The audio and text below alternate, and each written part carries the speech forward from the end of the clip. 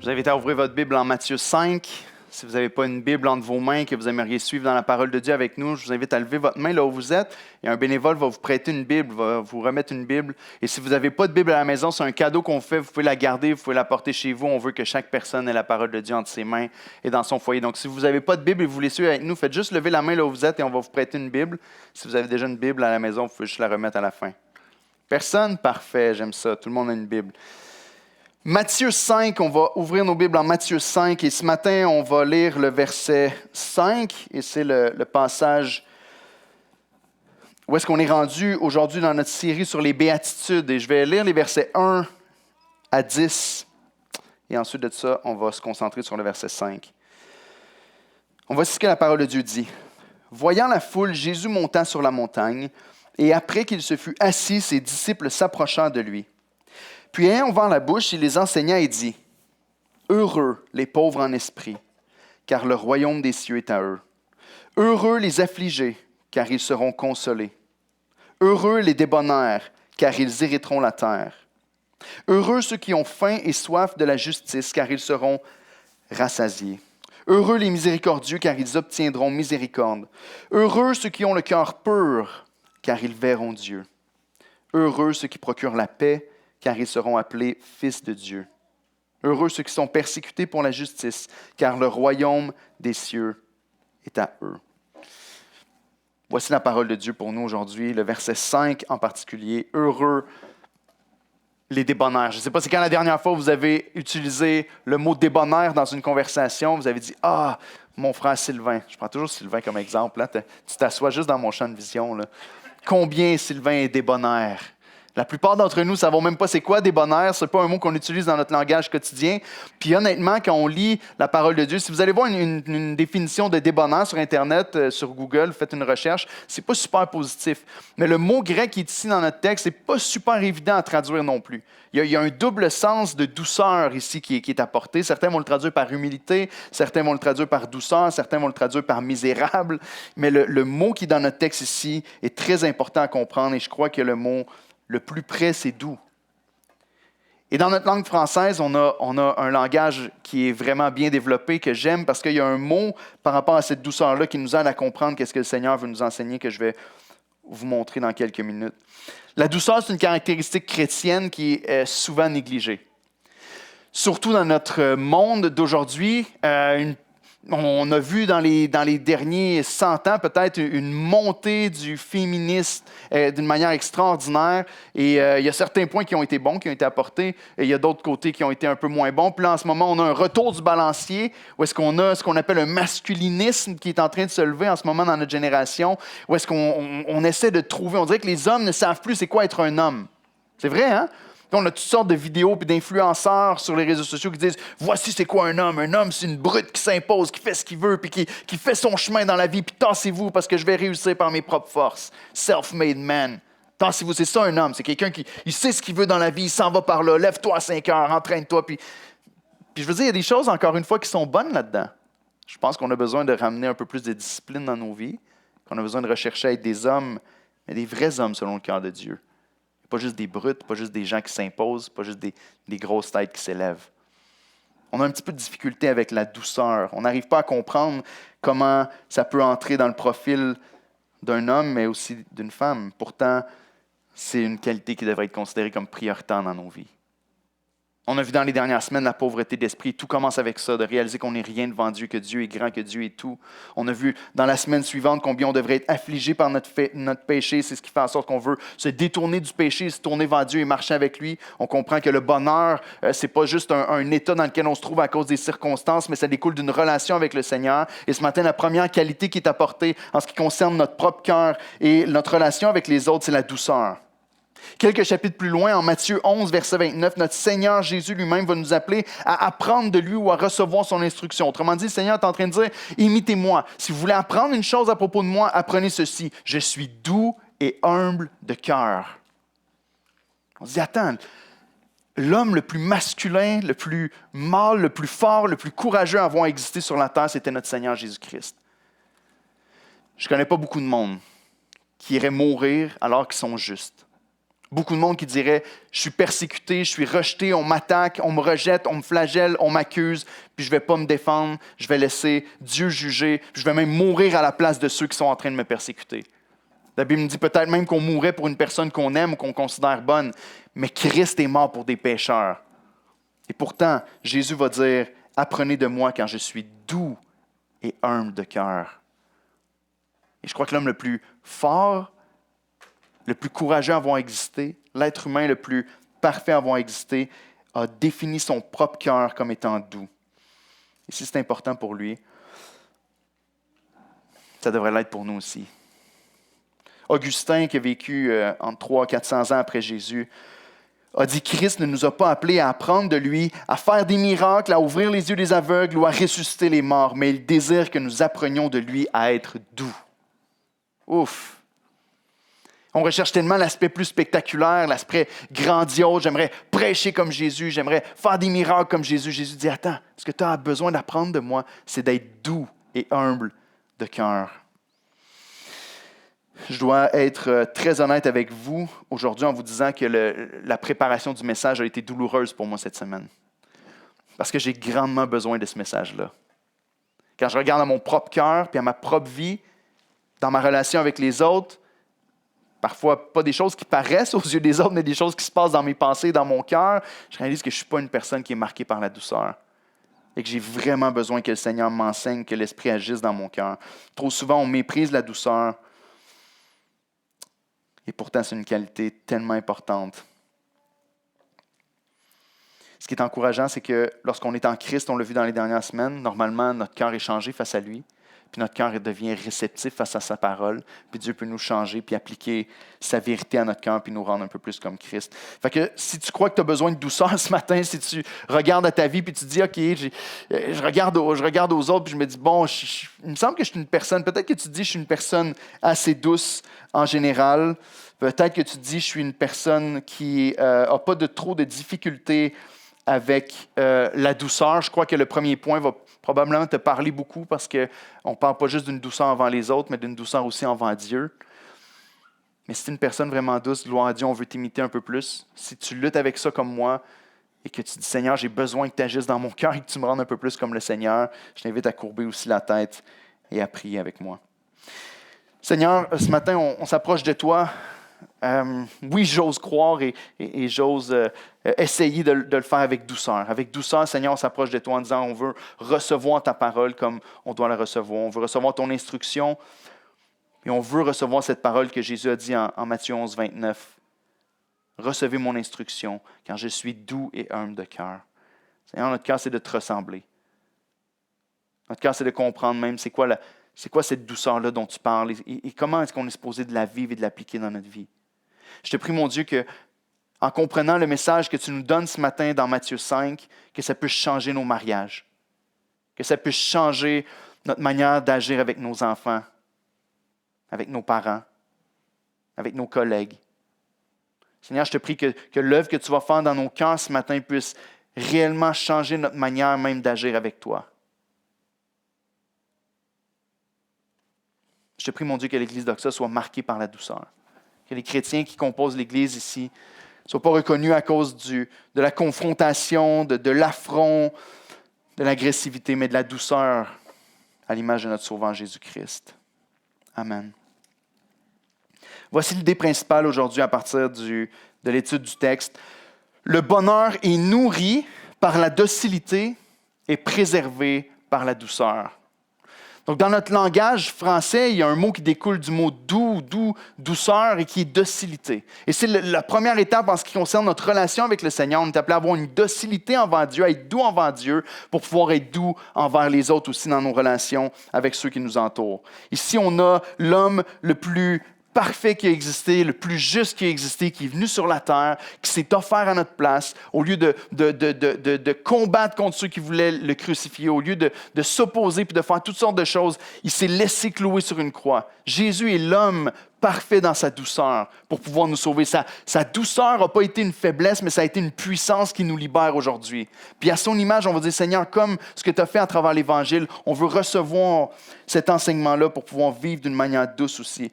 Déjà au début de l'Église, dans les 200-300 ans après Jésus, Chrysostome traduisait le mot débonnaire ici par doux dans ses écrits. Puis je crois que c'est le meilleur mot pour définir notre relation avec Dieu. Donc je vous donne deux définitions.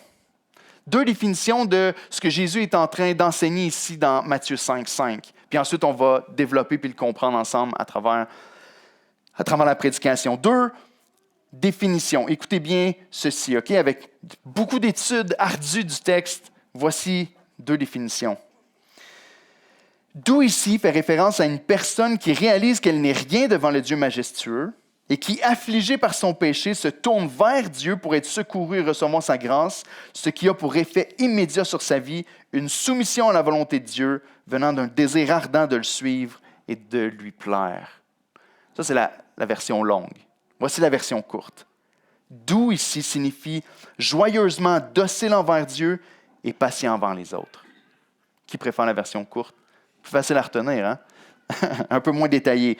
Donc, doux ici signifie joyeusement docile envers Dieu et patient envers les autres. Donc, je vais utiliser docilité pour parler de la douceur envers Dieu et je vais résumer par douceur ce qu'on est supposé d'avoir comme attitude envers les autres. Premièrement, découvre les bienfaits de la docilité.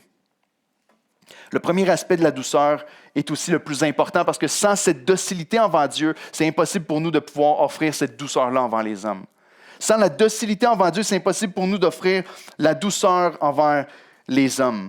À l'été 2024, 2004 plutôt, 2024, 2004, il y a 20 ans, je fréquentais une cowgirl, une jeune fille qui faisait de l'équitation, et j'avais aucune idée de quel genre d'équitation. Je lui ai demandé avant, je me suis dit, je ne veux pas trop la gêner, mais oui, je l'ai mariée finalement, cette cowgirl-là.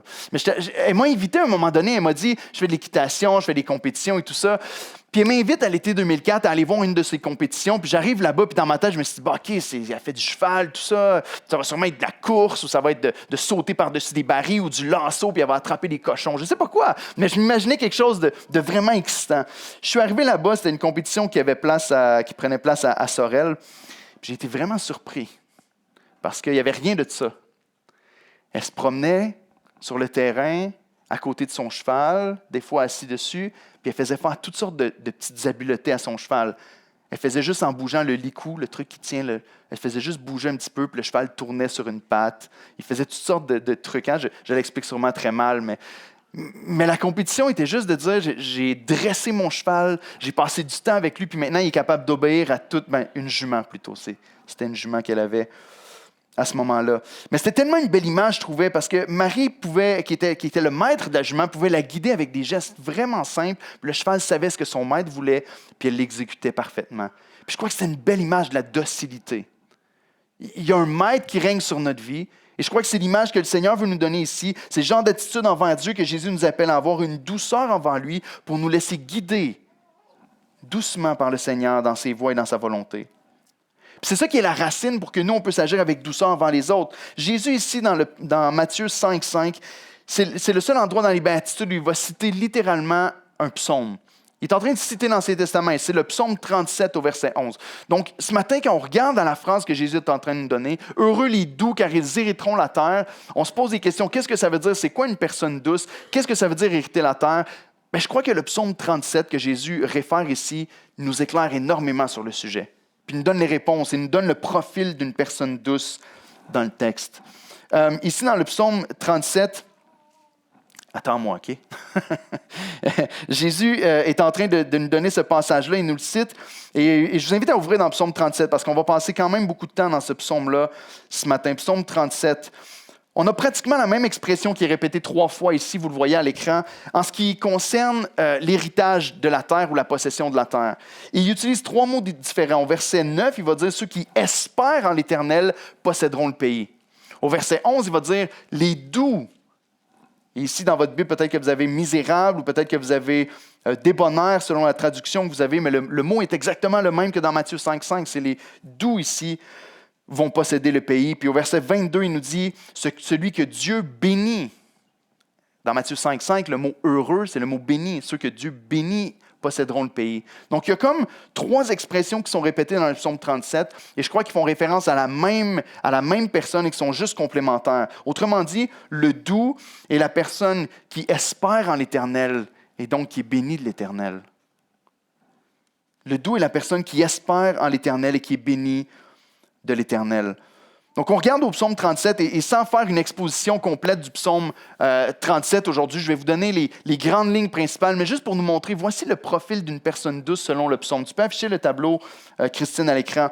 En 3 colonnes. Dans le psaume 37, on a plusieurs répétitions qui nous montrent, restez dans la première colonne pour l'instant, mais qui nous montrent quelle est l'attitude du croyant envers son Dieu. Une personne douce, c'est quoi son genre de cœur envers les personnes, plutôt envers Dieu? Il nous dit au verset 3 que le doux se confie dans l'Éternel. Autrement dit, il place sa confiance dans l'Éternel. Au verset 4, il fait de l'Éternel ses délices.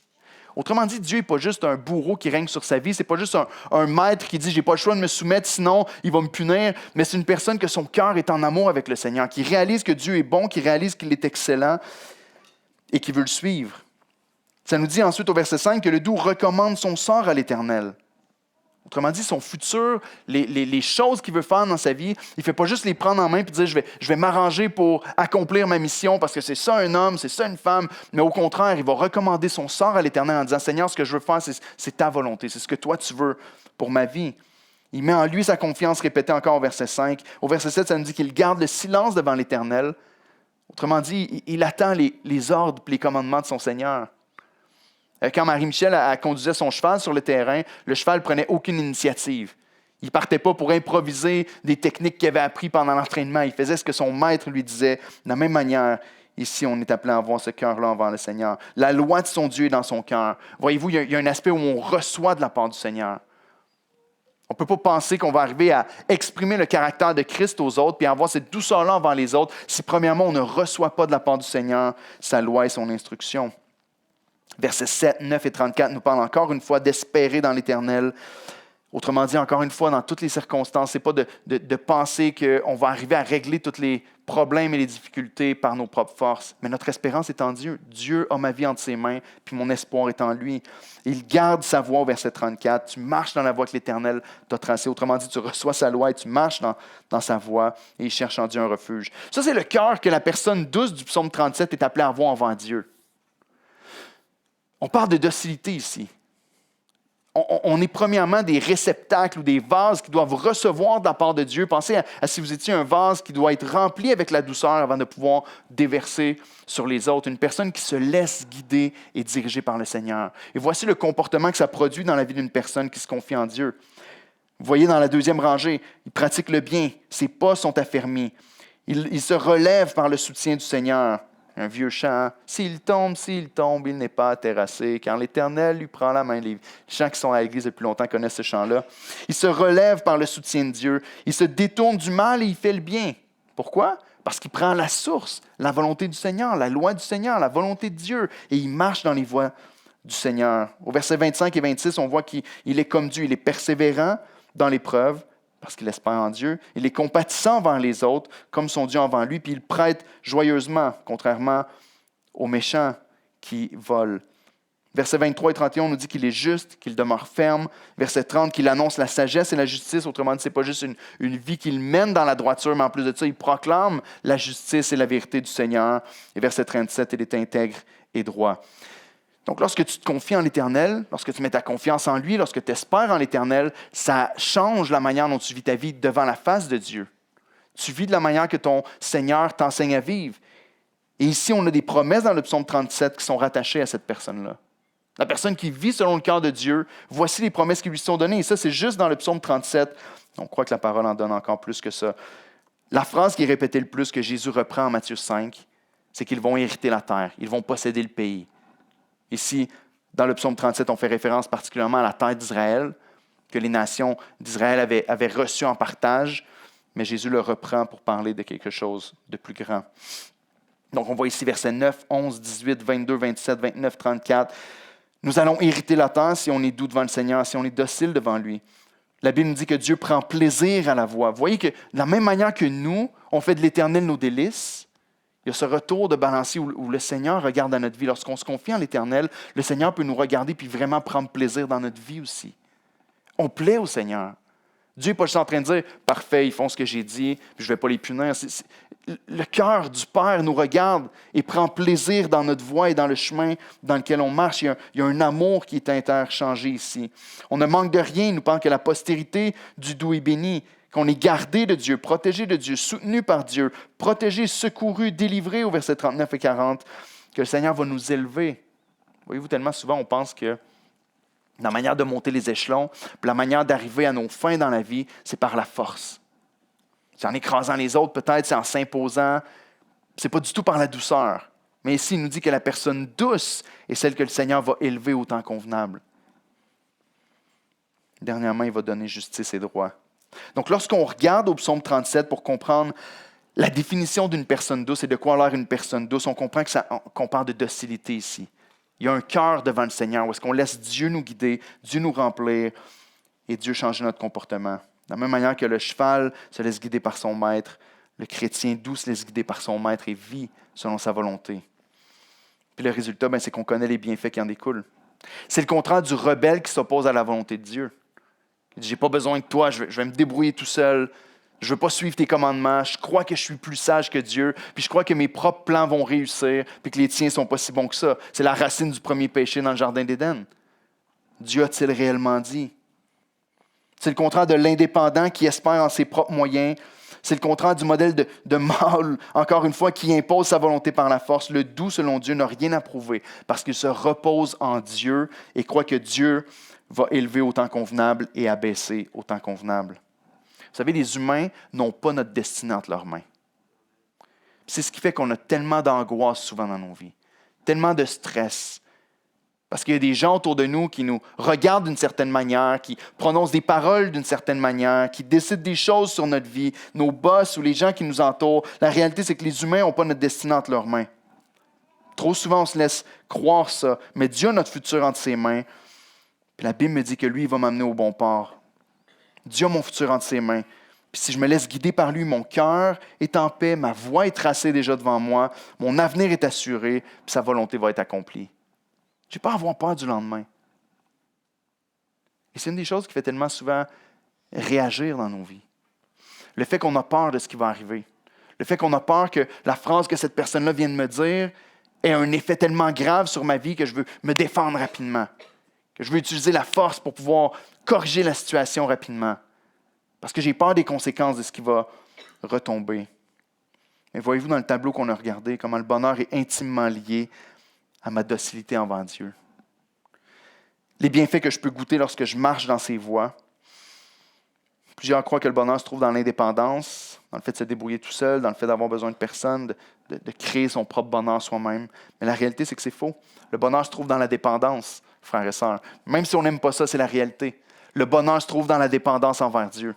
Le bonheur se trouve dans la docilité envers notre Dieu. Donc, notre bonheur est nourri par la docilité parce que plus on suit le Seigneur, plus on goûte au bonheur de sa présence, de sa paix, de sa direction, de sa provision et de ses soins envers moi, plus qu'on est heureux. On a été créé pour lui, par lui. Jésus lui-même, dans le Nouveau Testament, dit qu'il ne fait rien à part ce que son Père lui montre. Et il nous dit, soyez mes imitateurs, que nous aussi, on peut s'agir avec un cœur doux et humble pour agir selon ce que le Seigneur nous enseigne.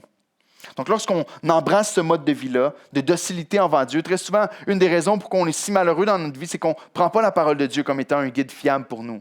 On ne reçoit pas la parole de Dieu comme étant un guide fiable pour nous. On ne commence pas par recevoir du Seigneur la direction pour notre vie, puis on essaie de se débrouiller tout seul, puis on marche en tâtonnant, puis avec des essais-erreurs, puis on finit par se planter, puis on est malheureux. La voie de l'Éternel, la loi de l'Éternel, la parole de Dieu est un chemin sur lequel on marche, qui est un chemin de bonheur et d'épanouissement et de joie. Ce n'est pas un chemin de règles et de restrictions, mais c'est un chemin où ton cœur peut vraiment s'épanouir parce que tu as été créé pour ça.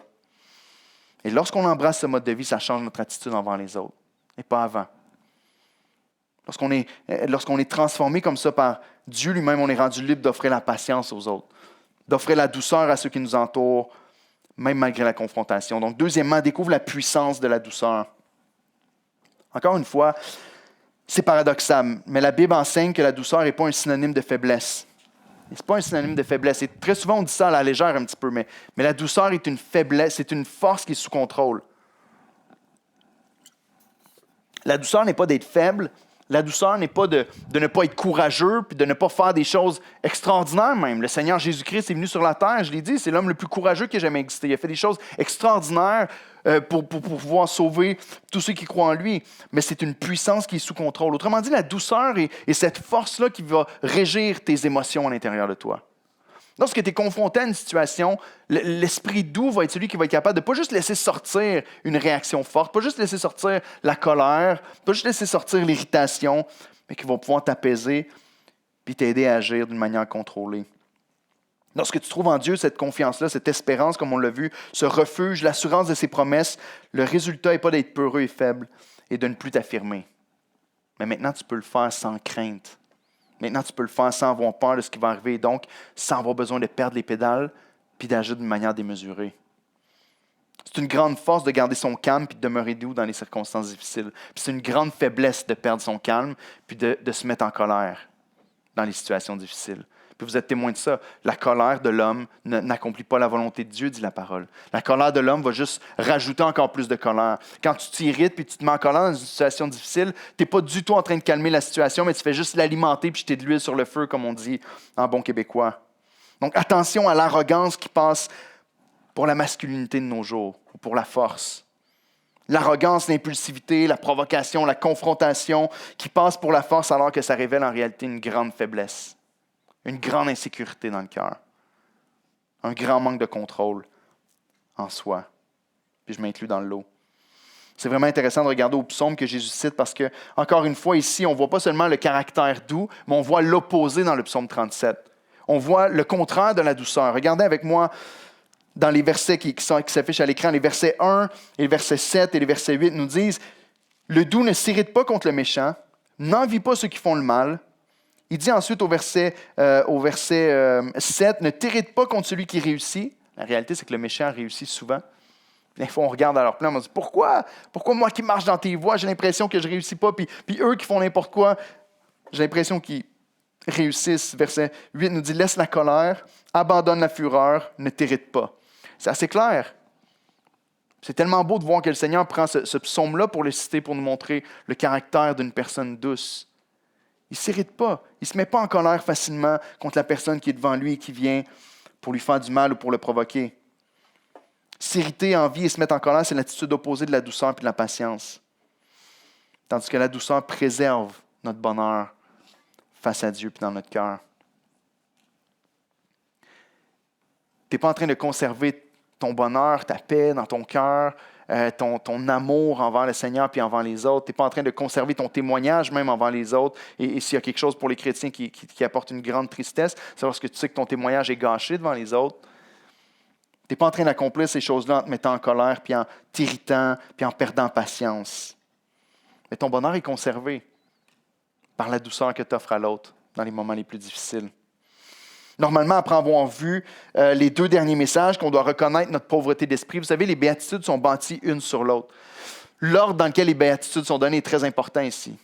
Si on a vu la pauvreté d'esprit, si on a vu qu'on doit être attristé par notre péché et qu'on sait qu'on mérite le jugement et la mort, bien, normalement, on doit agir avec ce cœur-là envers les autres. Mais le problème est qu'on est capable nous-mêmes de le dire. Et chacun d'entre nous, on peut le dire. Oui, je mérite le jugement. Je sais que je mérite la mort. Je sais que je ne mérite rien. Tout est grâce de Dieu. Je sais que je ne suis pas bon. Je sais que je suis pécheur. On est très bon pour être humble dans notre propre bouche. Mais quand quelqu'un vient nous pointer et nous dire « C'est vrai que tu n'es pas...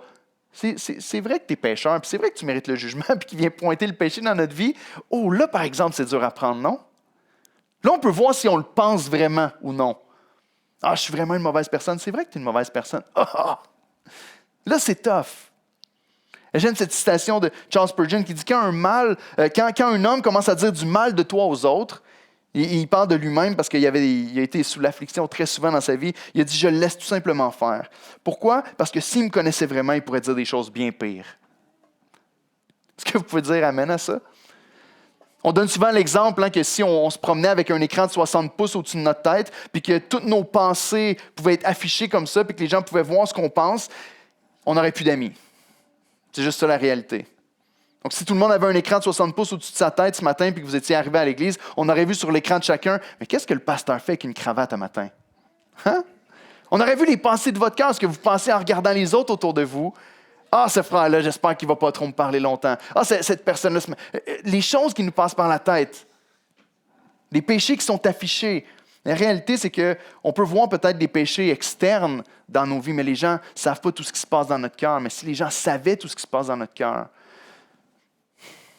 Spurgeon a raison, je crois. S'il me connaissait vraiment en profondeur, il pourrait dire encore plus de choses à propos de moi. Mais certains vont dire, si je ne me fais pas justice, Éric, si je ne me fais pas vengeance moi-même, il y a des gens qui vont dire du mal de moi, il y a des gens qui vont dire des choses fausses à propos de moi. Puis si je ne me défends pas, si je ne me fais pas justice, mais je vais paraître pour un faible. Les gens vont commencer à croire ce que ces gens-là disent. Ils vont croire que c'est vrai à propos de moi, que je suis pas bon, que je suis ci ou que je suis ça. Donc, je dois me défendre avec force. Parce que sinon, les accusations, les attaques, ma réputation va être entachée. Si j'endure les insultes, si j'endure les torts, je vais passer pour ce que les gens disent que je suis. La réalité, c'est que c'est majoritairement faux. Lorsque les gens vont dire du mal de toi, Dieu finit toujours par mettre à la lumière la vérité. Une des leçons les plus importantes que j'ai apprises de ma vie, qui m'a soutenu à travers les moments les plus difficiles de ma vie. Un frère un jour m'a dit, « Éric, la vérité et le temps marchent main dans la main. » Ça a été une des leçons les plus importantes que j'ai apprises de ma vie. Vous savez, il y a quelques années, j'ai eu des gens qui ont fait une campagne de salissage sur les réseaux sociaux pour dire que j'étais un faux prophète. J'aurais pu commencer à répondre et dire « Hey, toi, voici la vérité et tout ça. » J'ai laissé aller. Le Seigneur a exposé le menteur. Le Seigneur a exposé les mensonges. Il y a quelques années, il y a des gens qui ont commencé à faire des vidéos sur une chaîne chrétienne. Vous pouvez encore les trouver aujourd'hui si vous faites des recherches qui disaient des mensonges à propos de ma vie et à propos de moi. Mais le temps et la vérité marchent main dans la main, puis le Seigneur finit toujours par exposer. Il y a eu des critiques, des accusations qui ont été faites à travers le temps, puis à chaque fois, avec le temps, peut-être pas autant que moi j'aurais voulu, et peut-être pas, et je serais menteur de vous dire que je n'ai pas eu ce vif désir dans mon cœur de répondre puis de me défendre moi-même. Mais le Seigneur a prouvé que c'était vrai. Il finit toujours par mettre à la lumière les choses qui doivent être mises à la lumière. Il finit toujours par exposer le menteur et à montrer la vérité. Ma responsabilité devant le Seigneur, c'est d'être fidèle à lui, puis de le suivre. Puis Dieu va s'occuper de ma réputation. C'est la même chose pour chacun d'entre nous, frères et sœurs. Si on passe notre vie à essayer de protéger notre réputation, on ne fera rien. Puis on n'avancera pas fidèlement pour le Seigneur parce qu'on va être trop préoccupé avec nous puis notre image au lieu d'être préoccupé avec la gloire de Dieu puis avec sa mission. Mais si on fait la mission du Seigneur fidèlement, le Seigneur est glorifié puis il va s'occuper de ta réputation. Écoutez, le diable se frotte les mains lorsqu'on agit et qu'on répond aux accusations de la même manière qu'eux nous accusent, avec agressivité, avec irritation, puis avec force. Le diable se frotte les mains parce qu'en fait, on tombe dans le même bateau que l'autre. Thomas Watson a dit « Considérez ce qui est pire, la honte ou le péché. Pécherez-vous contre Dieu pour sauver votre réputation? » J'aime cette question-là. Lorsque c'est possible que les oui-dire ou les choses qu'une personne fait, il y a des gens qui partent à l'extérieur qui vont dire des choses à propos de vous. Est-ce que vous préférez recevoir la honte que cette personne-là fait? Un peu comme David qui se promenait à un certain moment lorsqu'il a été chassé de son royaume, puis tout à coup, il y avait un des hommes du peuple qui se promenait là sur son cheval, puis qui maudissait David, puis qui lançait des pierres. Puis les hommes ont dit autour de lui, son armée a dit « David, est-ce que tu veux qu'on aille lui trancher la tête? » David a dit « Laisse-le faire. S'il me maudit, c'est parce que c'est Dieu qui lui a dit. Puis si jamais il a tort, ben Dieu va faire retomber sur lui son jugement. » Puis il l'a laissé faire. Puis Dieu a fait tomber sur lui son jugement au bon moment. Mais lorsque ces choses-là arrivent et qu'on répond avec le péché, puis avec la colère, puis avec l'irritation, on fait juste ressembler à ces personnes-là qui nous accusent, puis donner la victoire au diable. Mais lorsqu'on offre la douceur, la paix, lorsqu'on est en contrôle de soi, puis qu'on met notre confiance en Dieu, le Seigneur va s'arranger de la situation. Vous comprenez, ça ne veut pas dire de ne jamais rien faire, ça ne veut pas dire de ne pas défendre la foi, puis de ne pas rectifier les choses avec les gens qui nous entourent, et de ne pas dire la vérité. Mais ça veut dire attention à la manière dont on le fait. Parce qu'on peut tomber dans le même panneau que l'autre personne. Donc, lorsque tu comprends les deux premières béatitudes, tu sais que tu n'as rien à défendre, puis que tout ce que tu as reçu, c'est la grâce de Dieu. Et Martin Lloyd-Jones va expliquer la douceur du texte ici avec une phrase vraiment belle. Il dit « L'homme qui est réellement doux est celui qui est émerveillé que Dieu et les hommes puissent penser autant de bien en ce qui le concerne et le traiter aussi bien qu'ils le font. Voici, à mon avis, sa qualité essentielle. » Comprenez-vous, il est en train de dire ici, une personne douce, Ce n'est pas une personne qui est étonnée en disant « Comment les gens peuvent penser autant de mal que moi? » Parce que s'il connaissait la profondeur de mon cœur, il pourrait dire encore plus de choses. Mais c'est un homme qui est émerveillé en disant « Comment les gens peuvent me donner autant d'affection? Comment les gens peuvent venir me voir et me dire telle et telle chose à propos de ma vie et encourageante? Comment est-ce que les gens peuvent m'apprécier aujourd'hui alors que je connais l'état de mon cœur? » C'est ça qui devrait nous émerveiller, que Dieu nous regarde avec faveur et les hommes aussi.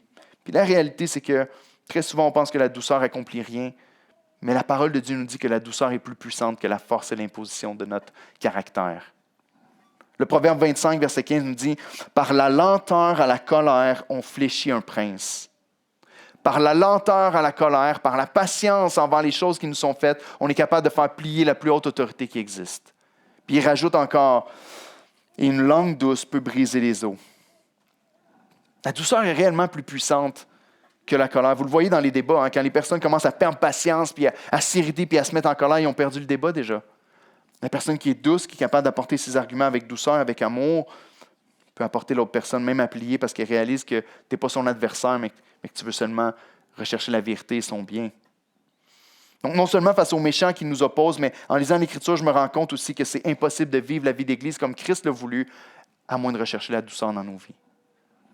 Je termine avec ça avant d'arriver au dernier point en ce qui concerne l'héritage de la terre.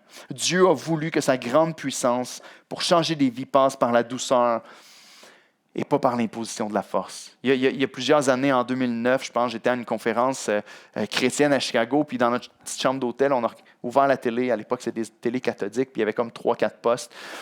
Puis c'est drôle parce que moi, je viens de la ville de Drummondville. À l'origine, je suis né là-bas, j'ai grandi là-bas. Puis là, on a ouvert la télé. Puis c'était un reportage sur des missionnaires catholiques de l'époque. Puis ils nommaient tous des noms de missionnaires que j'avais aucune idée, mais c'était les noms de rues à Drummondville. Donc Jean de Brébeuf, Jean de Lalande, des choses comme ça, Goupil. Puis ils parlaient des missionnaires catholiques quand ils sont arrivés ici et qu'est-ce qu'ils ont fait envers les Amérindiens qui étaient ici sur place. Et on dit, on veut tellement qu'ils soient sauvés, on veut tellement se dépêcher à les amener à Jésus parce qu'il y a une armée d'Anglais qui s'en viennent puis ils vont les tuer. Ils vont les éliminer pour prendre possession du pays. Fait que on veut s'assurer qu'ils soient convertis. Fait que ce qu'ils faisaient, c'est qu'ils les prenaient, ils ne parlaient pas la même langue, ils ne comprenaient absolument rien, mais on dit on va se dépêcher à les baptiser. Fait que là, ils les prenaient, puis les mettaient dans l'eau, puis les sortaient. Puis on dit on va en baptiser le plus possible, comme ça, ils vont être sauvés, puis ils n'iront pas en enfer. Ils l'ont fait par la force. Les Amérindiens qui étaient là ne comprenaient absolument rien de ce qui se passait. C'était aussi pire que l'armée qui s'en venait pour les détruire, finalement. Mais Dieu n'a pas voulu que sa grande puissance pour changer les vies passe par la force et l'imposition, mais par la douceur. Regardez au texte du Nouveau Testament. Je vous en ai mis quelques-uns à l'écran ici. C'est juste une parcelle de ce qui est dit dans l'Écriture. Mais Colossiens 3,12 nous dit qu'on est appelé à être revêtu de douceur. On est appelé à porter la douceur comme un manteau dans nos vies. Le chrétien devrait se lever le matin en disant « Seigneur, aide-moi aujourd'hui à être une personne qui va être douce et qui va offrir la douceur à ceux qui sont à l'extérieur. » 2 Timothée 2,25 parle de reprendre le pécheur, de reprendre nos frères et sœurs dans la foi. Il va dire « Redressez-le avec douceur. » La puissance pour transformer la vie d'une personne ne vient pas lorsqu'on fait juste lui crier après « Qu'est-ce que tu fais là, imbécile? Arrête de pécher puis de faire ça, tu sais que ce n'est pas la bonne voie. » Mais lorsqu'on vient avec douceur et avec amour pour lui annoncer la vérité de l'Écriture.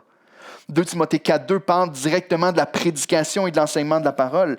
Il dit « Reprends à travers la prédication, censure, exhorte, mais en toute douceur et en instruisant. » Vous savez, il y en a qui ont fait leur réputation sur le fait de prêcher en colère parce que ça paraît être plein de convictions. On crie après les gens, puis les gens sont comme « Oui, tu as raison, je dois me repentir. » La parole de Dieu nous dit de le faire avec douceur. Jacques 1,21 est un peu ce qui reflète la première section du tableau lorsqu'on parle de docilité, de recevoir les instructions du Seigneur. Il nous dit de recevoir avec douceur la parole de Dieu. Galates 6,1 nous dit de restaurer le pécheur avec un esprit de douceur. Philippiens 4,5 nous dit que notre douceur soit connue de tous les hommes. 1 Thessaloniciens 2,7 nous parle de Paul quand il est venu implanter l'église de Thessalonique. Il est arrivé là et Paul était un homme plein de vigueur, plein de fougue, plein de courage. Il a été persécuté souvent, laissé pour mort, même pour la mission que Dieu lui avait appelé à accomplir. Et pourtant, il nous dit que quand il venait implanter l'église de Thessalonique, il était plein de douceur et il va rajouter une couche, comme une nourrice avec le bébé, comme une mère avec son enfant. Quel exemple! Et 1 Pierre 3,15 nous parle qu'on est appelé, on l'a vu dans la série Apologétique, on est appelé à défendre notre foi. Puis c'est vrai, on est appelé à le faire. On est appelé à donner raison de la foi qui nous habite. Mais jamais juste pour faire des débats, jamais juste pour se chicaner, jamais juste pour faire des divisions, puis montrer qu'on en connaît plus que l'autre, mais avec douceur. On donne raison de notre foi avec douceur. J'aime le passage de Philippiens 4,5. Si l'Esprit Saint nous enseigne à faire toutes ces choses-là avec douceur, c'est que la puissance pour transformer des vies ne se trouve pas dans la force, ne se trouve pas dans la fougue, dans la manière dont on va le faire, puis dans l'imposition agressive, mais en Dieu, qui est représenté par le Christ, qui est doux et humble de cœur. Et donc, lorsqu'on approche les gens, on doit le faire de la même manière, avec douceur. Il nous dit ici que votre douceur soit connue de tous les hommes, puis j'aime cette idée-là. J'aime me poser la question à propos de ma propre vie puis à propos de l'Église d'Oxa. Est-ce que les gens de l'extérieur peuvent dire, s'il y a une chose qu'on remarque, c'est leur douceur? Ils vont être clairs avec nous. Ils n'ont pas nécessairement les mêmes doctrines sur tel et tel point. Ils vont être clairs, puis je veux dire, on ne laisse pas le péché grandir puis prendre racine au sein de l'Église. On applique la discipline d'Église. On veut encourager les gens à se repentir, à revenir à la foi, mais avec douceur, avec amour, avec sagesse. Est-ce qu'on est reconnu pour ça? Il faut faire attention de ne pas confondre conviction et confrontation. Je nomme aucune église ou aucun pasteur, mais pendant la période de COVID, il y a des églises qui ont grandi énormément, pas nécessairement à cause de leur conviction, parce que beaucoup d'autres avaient la même conviction, mais à cause de leur confrontation. Nous, on est ceux qui s'opposent avec force, on est ceux qui s'élèvent et qui mettent notre pied à terre et tout ça, alors que la Bible nous enseigne à enseigner, à prendre position puis à être reconnu pour notre douceur et notre humilité. Est-ce que vous êtes reconnu pour la douceur que vous avez envers les autres? La conviction, ce n'est pas la même chose que la confrontation. Si l'Esprit nous a convaincus de péché, de justice, de jugement, si l'Esprit est venu remplir notre cœur de consolation par l'Évangile, la suite logique est qu'il nous transforme à l'image de Christ, comme le dit Galates 5, et les fruits de l'Esprit dans notre vie contient la douceur. Donc, si tu veux évaluer ton cœur et dire, est-ce que je grandis à l'image de mon Sauveur ces derniers temps? Comment va ta douceur envers les autres? Si tu veux te poser la question, est-ce que vraiment je reçois de la part du Seigneur? Si tu as de la difficulté à être doux, comme moi très souvent, avec les autres, si tu as de la difficulté à ne pas t'irriter facilement et à te mettre en colère facilement, pose-toi la question au niveau de ta docilité. Est-ce que tu reçois de la part du Seigneur? Est-ce que tu es docile face à la parole de Dieu? Parce que c'est ça qui va faire en sorte que ça va jaillir avec la douceur. Et on termine rapidement avec la promesse qui est faite ici dans le texte. Le Seigneur nous dit, « Heureux les doux, car ils hériteront la terre. » Puis ici, on doit se poser la question. Le troisième point, c'est découvre le plaisir dans la promesse. Mais qu'est-ce que ça veut dire exactement? Premièrement, pourquoi les doux sont heureux ou bénis? Bon, on a encore une fois une promesse future ici. On est bénis puis on est heureux parce qu'il y a une promesse future. On possède la terre que le Seigneur nous donne. Encore une fois, c'est un bonheur qu'on a en espérance. Mais la question, c'est quelle terre? Est-ce qu'il parle de la terre dans la vie présente? Si on est docile et doux, finalement, on va conquérir, puis les chrétiens vont prendre possession de la terre. En tout cas, ça n'a pas marché depuis 2000 ans. On ne règne pas encore sur la terre comme on est appelé à le faire éventuellement. Ou est-ce qu'il parle d'autre chose? Le psaume 37 parle du pays promis, mais Jésus ici le prend pour parler de l'héritage éternel, de la nouvelle terre qui promet à tous ceux qui mettent leur foi en Jésus-Christ. Comme dans le psaume 37, c'est répété tellement souvent que les méchants sont retranchés du pays, puis que les justes vont posséder la terre. C'est encore une bonne raison de ne pas perdre patience face aux circonstances et aux attaques. Tu peux regarder autour de toi, puis tu n'as pas besoin d'envier le riche ou d'envier ceux qui sont autour avec tellement plus de choses que toi, parce que la réalité, c'est qu'il y a un jour qui vient où tous ceux qui n'ont pas mis leur foi en Jésus-Christ vont voir toutes leurs possessions disparaître et eux-mêmes vont être retranchés de la terre. Mais la parole de Dieu nous dit qu'on a cette promesse-là d'une nouvelle terre et des nouveaux cieux. Vous savez, on va vivre dans un monde physique. On ne va pas être des anges ou des esprits qui vont se balader parmi les nuages ou des choses comme ça. La Bible nous dit que Dieu va créer une nouvelle terre avec des nouveaux cieux et que lui va vivre au milieu de cette nouvelle terre-là avec son peuple et qu'on va être son peuple et qu'il va être notre Dieu. Donc, c'est cette promesse-là qui nous est assurée en Jésus-Christ, que toutes ces choses-là vont nous appartenir. Donc, tu n'as pas besoin de défendre et d'essayer d'avoir le contrôle sur toutes choses puis de posséder toutes choses parce qu'il y a un jour où toutes ces choses-là vont être à toi. Il y a un jour où ton Père céleste va te donner la terre que tu vas partager avec tes frères et sœurs autour de toi. C'est intéressant parce qu'il y a une vague d'influenceurs en ce moment qui nous parlent de tout conquérir par la force. Puis ici, le Seigneur rattache l'héritage de la terre avec la douceur. Ce n'est pas par la force. Ce n'est pas par toutes sortes de moyens intelligents et de stratégies que tu vas conquérir le monde. mais c'est en étant docile devant le Seigneur puis en étant doux devant les hommes. La promesse de la terre t'appartient. Je voulais vous lire plusieurs passages, mais je vais vous lire seulement celui d'Apocalypse 21 en terminant, puis ensuite on va louer, les musiciens peuvent s'approcher. Dans Apocalypse 21, on a une description de ce qui va se prendre place à la fin des temps. 1 Corinthiens 3 nous dit « Tout est à vous, Paul, Apollos, Céphas, le monde, la vie, la mort, les choses présentes, les choses à venir, tout est à vous et vous êtes à Christ et Christ est à Dieu. » Puis à tellement d'endroits dans le Nouveau Testament, on voit que l'héritage des saints, c'est de tout posséder. Parce que notre Seigneur va tout partager avec nous. Puis dans Apocalypse 21, les versets 1 à 3, il est dit ceci. « Puis j'ai vu un nouveau ciel et une nouvelle terre, ces gens qui ont une vision de la vie éternelle.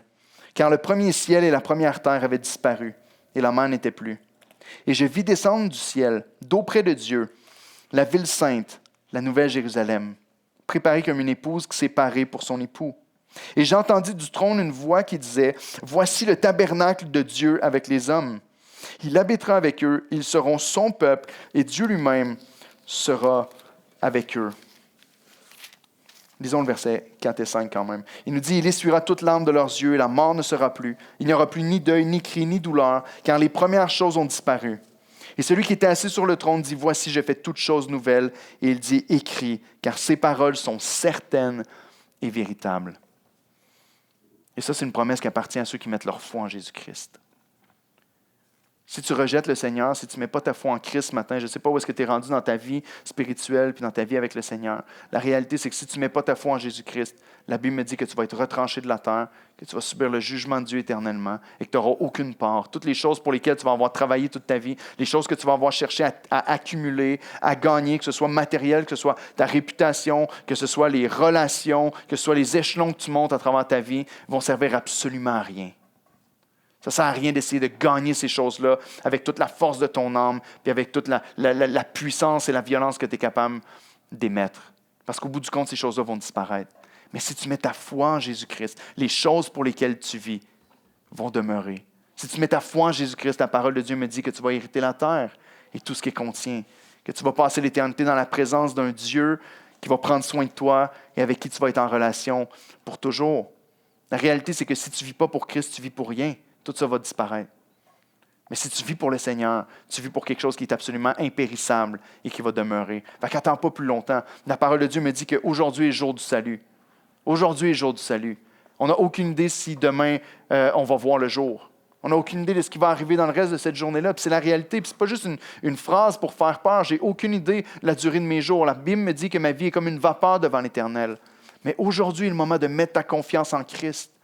De dire, Seigneur, sauve-moi, pardonne-moi mes péchés. Je veux mettre ma confiance en toi. Je veux être docile puis suivre tes voies parce que je sais que l'héritage appartient seulement à ceux qui suivent Christ.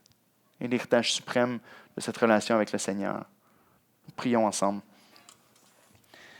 Merci Éternel pour ta parole. Merci pour ta parole qui nous corrige, qui nous encourage, mais aussi qui nous reprend. Et mon Dieu, mon propre cœur à moi pendant toute cette semaine et ce matin encore a été corrigé par ton esprit. J'ai besoin, Éternel, de recevoir davantage de toi, d'être docile envers toi, de recevoir ta parole, ta guidance, Seigneur, de me soumettre à ta loi, de recevoir ta volonté dans mon cœur à chaque jour, de faire de toi mes délices.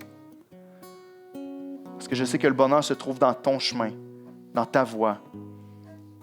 Le bonheur ne se trouve pas dans toutes les choses qui m'entourent. Le bonheur ne se trouve pas dans l'imposition et la défense de ma propre personne, mais il se trouve dans la soumission à toi et à ta volonté. Parce que tu m'as fait, Seigneur, tu m'as créé. Tu sais ce qui est bon pour moi. Je te prie d'encourager chacun de nous ce matin. Encourage-nous, mon Dieu. Peut-être que plusieurs d'entre nous, ces derniers temps, en écoutant ce message-là, on dit c'est vrai que je mérite tellement facilement ces derniers temps. C'est vrai que j'ai tendance à paniquer vite, à devenir anxieux rapidement. C'est vrai que j'ai tendance à me choquer, puis à douter, puis à craindre l'avenir, puis les choses qui s'en viennent.